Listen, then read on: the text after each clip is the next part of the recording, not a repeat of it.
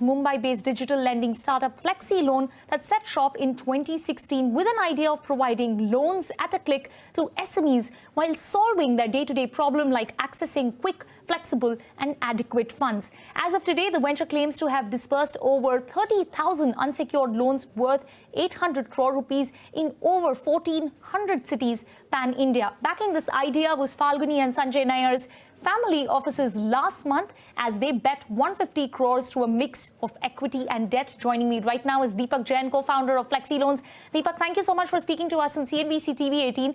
Let's start by talking about your business model. How do you eventually end up scoring your customers? How does technology play a role? And what kind of risk model have you set up in place to be able to evaluate that? First of all, thanks for having us here on your channel. Really appreciate this. Our goal is to reach out to every small retailer or small trader distributor pan across the country. So what we do is, we reach out to them via digital marketing as well as via ecosystem partners, and we have developed customized, flow-based lending models wherein, the traditional lenders used to ask for bank, the ITR statements and a lot of documents, for scoring these customers. So thus these customers avoided going to the traditional lenders and, went to the money lenders and money markets for their funding requirements. We are changing that. We are not only giving these customers loans with a limited set of documents, but using a lot of alternate data to basically score them, So for a case in point is, if they don't have their sales recorded in bank statements, we use their purchases details, on a platform. We give loans to 1,000 plus, online sellers every month, and we look at their online sales every month, and look at their and then underwrite them. So those are some of the models we use. If I can quickly ask you, and I'm always curious to know, especially players like you who have an alternate method of scoring their customers or users, what's your success rate at this point? If you can tell me what success rate means, from what the number of applications you get to the number of... How many times has your proprietary... No, how many times has your proprietary technology been able to assess your users, and what's the success rate? Have you had cases where sometimes the score may say one thing, but eventually the user is not able to pay the loan back to you? Yeah, so our success rate has been pretty high, Megha. In fact, this has evolved over a period of time significantly in the last 4 years. Now what we see, is that most of the time, the amount of loan which we are able to offer to the micro segment which we go after is far higher than a traditional lender or a traditional NBFC is able to do that, because of our customized model for each of the niche segment we go after.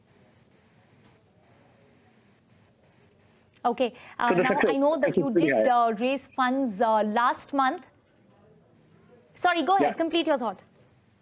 No. So the success is pretty high. Obviously we've had our fair share of bad debts, but it's pretty low as compared to the traditional market, or what we see from CIBIL as an average for the market. Okay. Quickly tell us, what are the next couple of months looking for you like, considering that you have fresh funds sitting in your bank at this point? Yeah, so, life of any startup founder, once you raise your funds, you start deploying them, obviously. We see a phenomenal opportunity. Indian markets are coming back. We are one of the largest lenders for online sellers, selling on some of the largest platforms in India. We have seen, in the last 4 months, again, looking at the trends, the sales on these platforms are better than last year in many of the categories, and thus we see a lot of deployment happening there.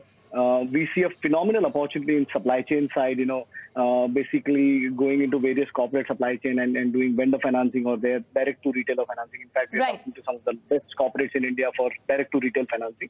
And third piece where we see a lot of opportunity is now with online, the offline sales also picking up, a direct to website or direct to app download. We've had, close to 2 lakh leads coming to our website every month, so we see a lot of those customers getting loans from us. Okay, you did mention supply chain. So before I wrap up this conversation, I know you did acquire Mumbai-based supply chain financing platform creditperiod.com. I think this was way back in 2017. Any other acquisitions in the pipeline that you have planned? Yes, so we are address your question. We are looking to look in some ecosystems like anything which has to do with the SME ecosystem for the inventory management piece. We are looking at some of those ecosystems and may acquire some good startups on that front.